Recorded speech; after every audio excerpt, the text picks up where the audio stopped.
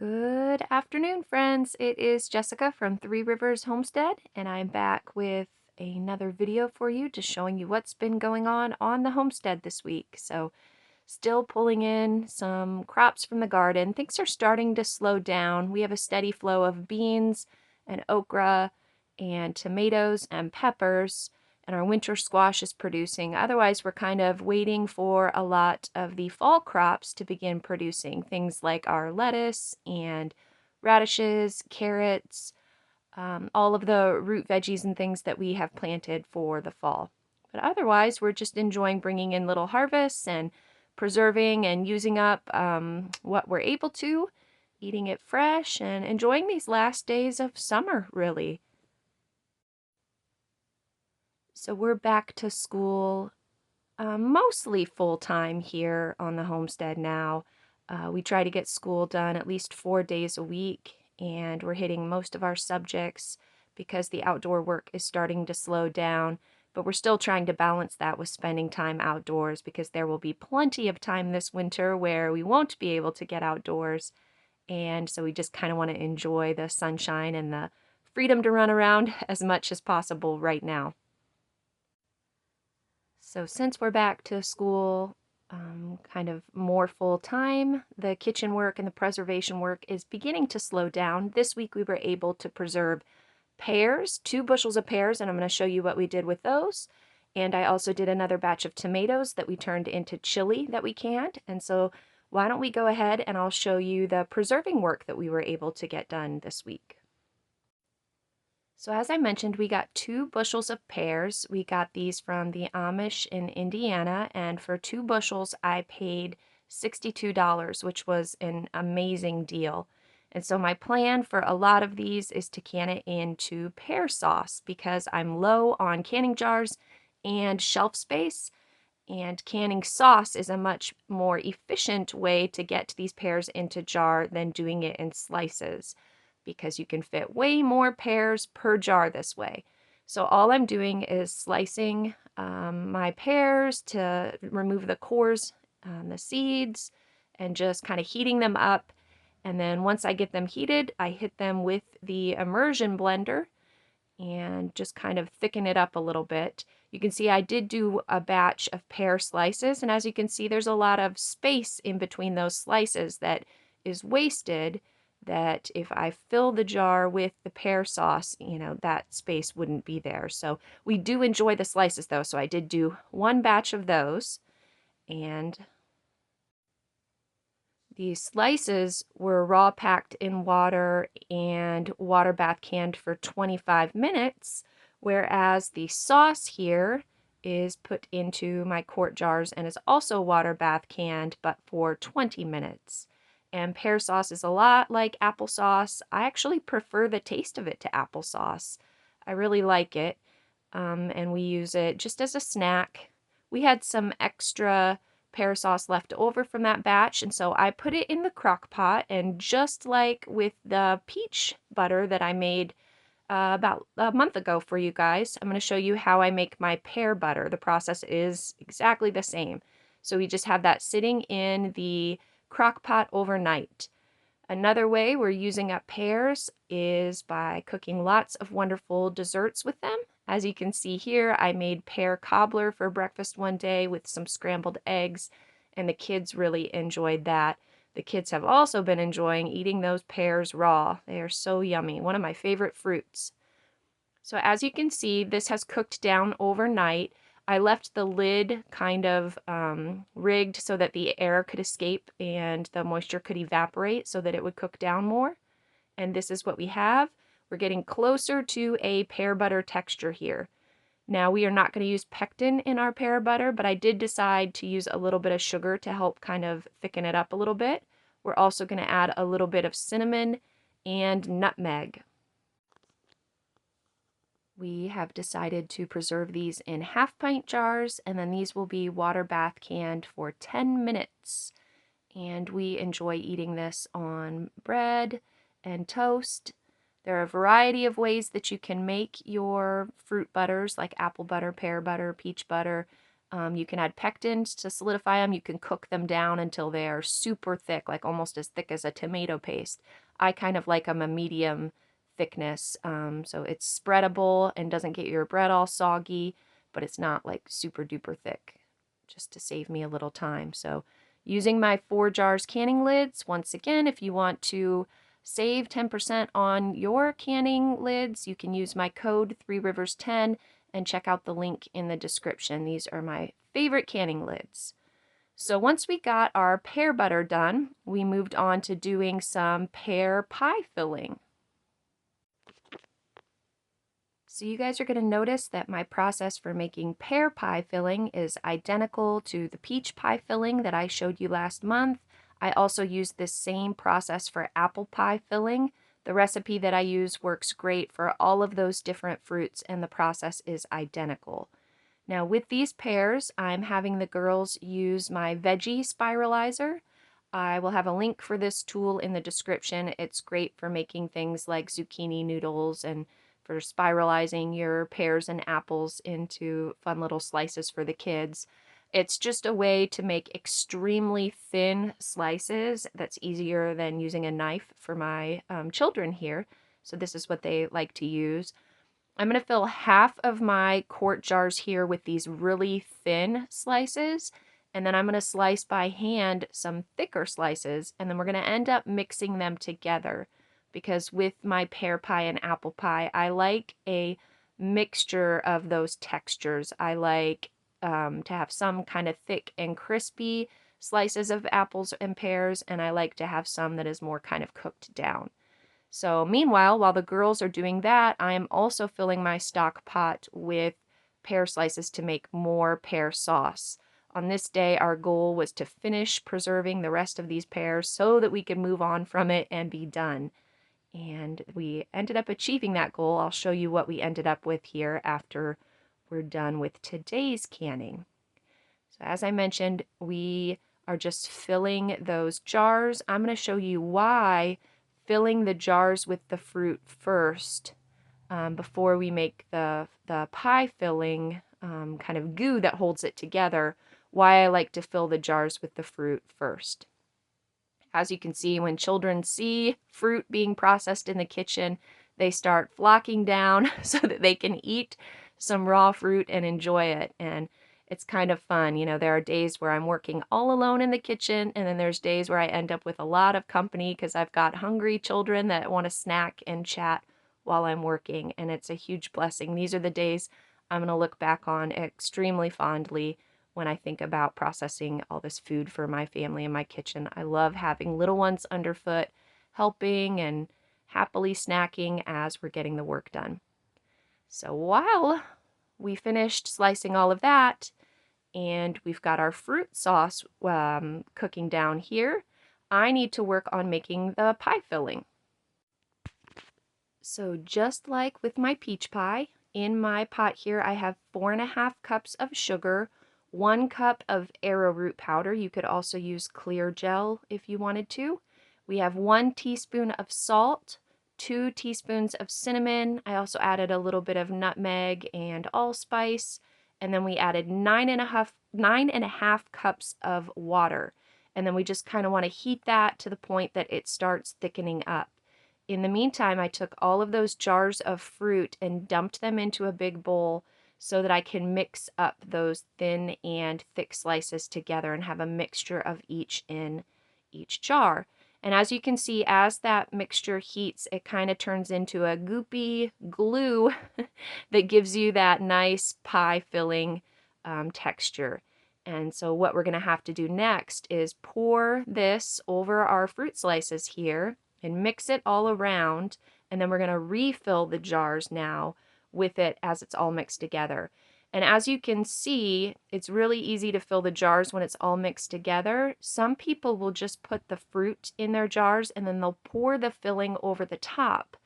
But what I found is that I end up with a lot of air bubbles in the bottom of my jars when I do it that way. So I prefer to take the fruit out, mix it all together, and then put it back in the jar. And that way I don't have those added air bubbles. And I think it's just safer for canning this way.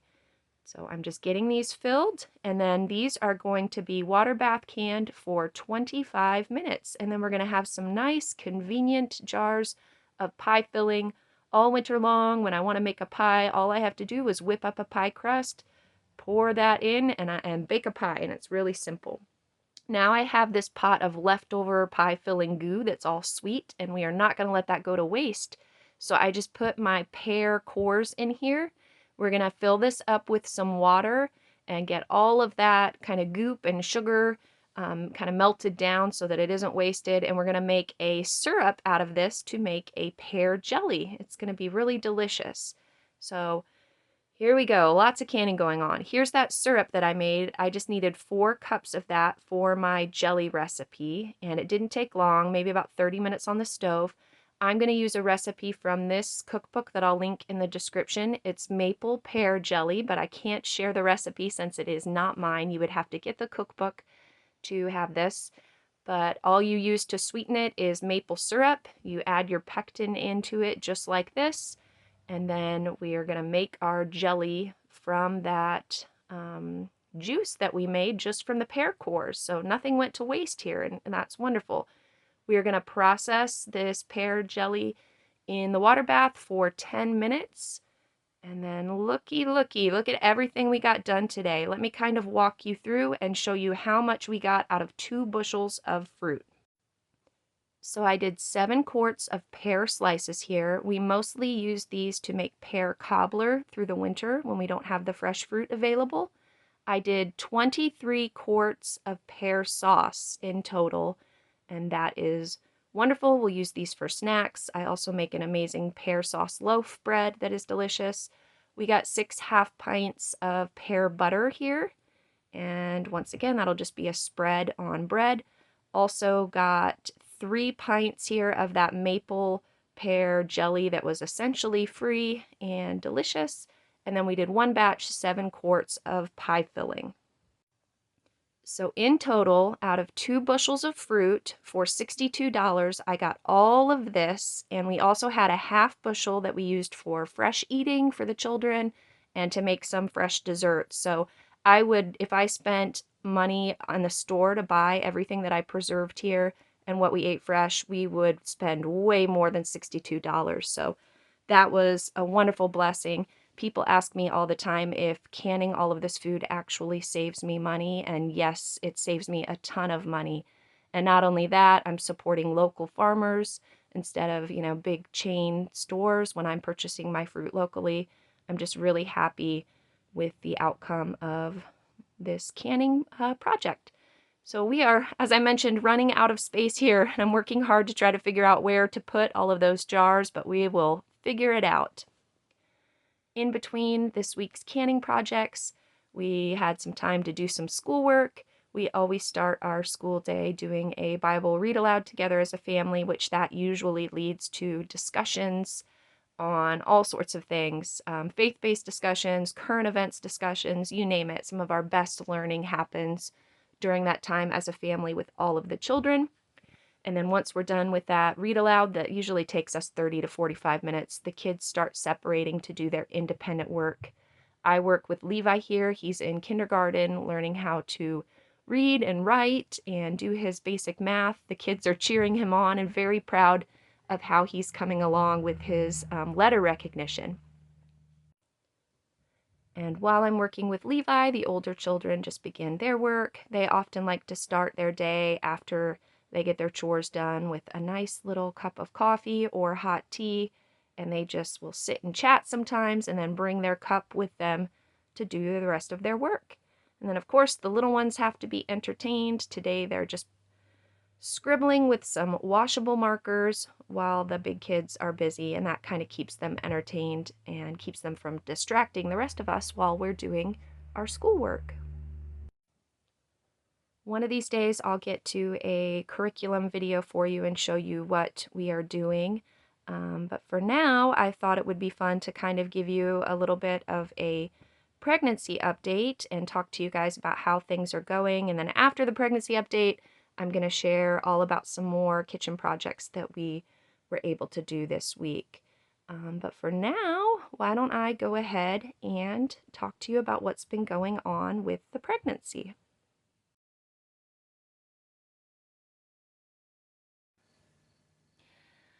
Okay guys, as promised, I'm going to give you a quick little pregnancy update. So as of the time that this video is coming out, I'm officially in the 3rd trimester. And so many of you commented on my last video that I looked and sounded a little bit tired, and I will definitely agree with you. I sounded tired, and I actually feel tired, and that's because I'm now in the 3rd trimester of pregnancy. Also, I have been battling for the last couple weeks really bad allergies. I don't typically suffer from seasonal allergies unless I'm pregnant. For some reason, that's a problem. And the ragweed has just been terrible. Every time I go in my garden, I suffer for about 24 hours afterwards with allergy symptoms just because there's so much ragweed growing out there around the garden. So, yeah, that's why I look and sound tired, on top of being very pregnant. And so how pregnancy works for me is that the 1st trimester, obviously, I'm struggling with fatigue and nausea. And then the 2nd trimester is just like the glory days of pregnancy. I feel great. I have a lot of energy. And thankfully, the timing of this pregnancy just kind of worked out to where the bulk of the work that needed to be done during the summer and preservation season happened during that 2nd trimester. So that was great. I got a lot of accomplished. But as I begin to near the 3rd trimester, a lot of symptoms start to pop up that make it harder for me to get work done. The more children you have, Braxton Hicks contractions become an issue that can kind of slow you down. I'm finding myself getting a little more out of breath just because of the size and the pressure on my lungs. I start to get kind of hip and pelvic pain as, the weight of the baby presses down and just things like that. And so I'm feeling it with each baby I have. I feel that a little sooner, and typically that would be something that I wouldn't slow down until closer to the end of the pregnancy, but I'm definitely feeling it now. And I'm 41 years old. It's a whole different ball game. I'm finding being pregnant in your 40s versus how it was with, let's say, my first baby when I was 25 or 26, or even through a lot of my 30s. So a little less energy. I'm just having to slow down, give myself a lot of grace. I noticed that this week was the first time I was trying to carry a basket of wet laundry out to the laundry line to hang it, and the Braxton Hicks contractions began and kind of stopped me in my tracks. And so I had to get the children to come help me carry that. And I think we're reaching that point where kids are going to have to start picking up some of the slack. I'm going to need to rest a little more. But on top of that, I'm feeling nesting urges. And nesting sort of manifests itself differently in different ways with different pregnancies. And in this one, I'm really feeling the pull to focus on meal prep in particular. I already have everything I need for the baby, so I don't need to nest and go buy baby things. This is our 8th baby, so we have what we need. But I'm worried about meals and making sure that that will go smoothly during the postpartum time. And so that's what I've been focusing on. I'm going to show you in a minute a list that I made to kind of help me in that. But otherwise, to kind of sum up this little pregnancy update, baby looks great. Both of us, our health is wonderful. All of our testing and stuff is coming out great. Baby has a high heartbeat, and everybody in the house is kind of hoping that means a baby girl, but that's just a myth and an old wives' tale. I'm not sure heartbeat has much to do with it. We would be just as happy with a little boy, whatever the Lord chooses to bless us with. And I know many of you have asked, but we choose not to find out the baby's sex until birth. We really enjoy that surprise. So Lord willing, in December, we will find out whether this baby is a boy or a girl, and we would love either. Any addition to our family is a blessing and a joy to us. So anyways, back to the baby prep. I'm going to share with you a list of meals that I want to make. Typically, I'm not a huge fan of like freezer meals where, it's a casserole or something that you make ahead and you put in a freezer and then you pull out later and just stick it in the oven. And that's for a couple reasons, mostly because we can't have dairy in our house due to my son's anaphylactic allergy. And most of the recipes that make good freezer meals are kind of casseroles that are very dairy based. They either have like a cream of something soup holding them together, or there's a lot of cheese or things like that. And so I find that the freezer meals that don't contain dairy just aren't things that my family enjoys. So when I do food prep for postpartum meals, what I focus more on is canning. I want to have shelf-stable meals that are just in a jar, and all I have to do is open a jar, dump it in a pot, and warm it up. Or maybe, have a pie filling ready to go, open up a jar of pie filling, or I'm sorry, have a pie crust ready to go.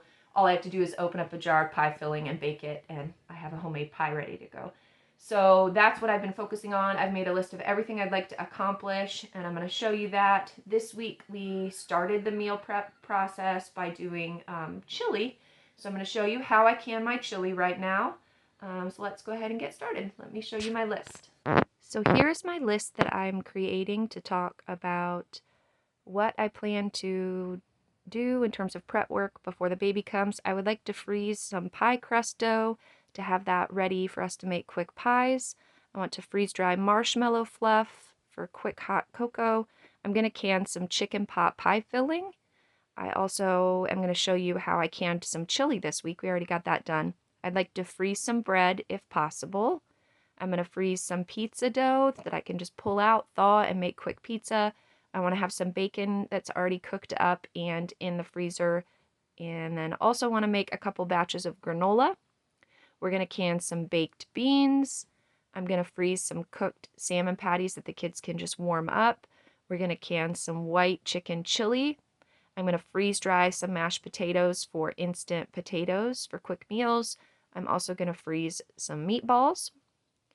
Next, I want to can some beef stew and have that shelf stable. I'm going to freeze some of the energy balls, energy bites that we like to make for lunches sometimes. That would be really convenient to have those in the freezer. I'd like to can some cooked ground meat for quick meals. Also want to can some sloppy joe meat for the children. Some black beans, we'll get those in cans for quick meals. We're going to cook some Hot Pockets and freeze them so that the kids can pull those out for lunches. Also, some breakfast burritos for quick breakfast. I want to freeze some stuffed shell pasta. We're also going to do biscuits. I'd like to do some homemade tortillas. And then we're also going to can some roast. And the goal would be that then that would make meals all through January pretty easy. So in this column, these are things that I can do now, all of the canning. Some of the things like the breads, they're only good in the freezer for like 3 to 4 months. So I need to hold off on doing those until I get a little closer to my due date with the baby because I don't want to, have those go bad before the baby would come. But for the most part, right now, my goal is just to work on a lot of the canning projects because those can be done anytime and then we'll be ready when baby comes. So speaking of that, let me show you the first one of these projects I did. This week I took some of my bags of frozen tomatoes that I've been accumulating from the garden, and we are going to can some chili. This is going to be delicious. So I've shown you before my process for removing skins by running my frozen tomatoes under warm water and those skins just slip off. Today I'm going to do a different process though. I just rinse these and put them in my stock pot, and we're actually going to remove the skins in a different way. We are going to use my old-fashioned mill, and because I want to turn these into a tomato juice versus a tomato sauce, and so using the mill will also remove the seeds along with the skins. I was gifted this mill from a friend who no longer needed it anymore, and it's one of my favorite canning tools. Got a little helper here with a ukulele. He's going to play us some music while we're working here. But anyways, all you have to do is put your cooked fruit in the top, and in the meantime, while Elizabeth is working on that, I'm cooking up some meat that we're going to put in our chili. We are using ground pork today. But anyways, all you have to do is pour your cooked fruit in the top and then kind of press it along the sides, and then you will end up with juice.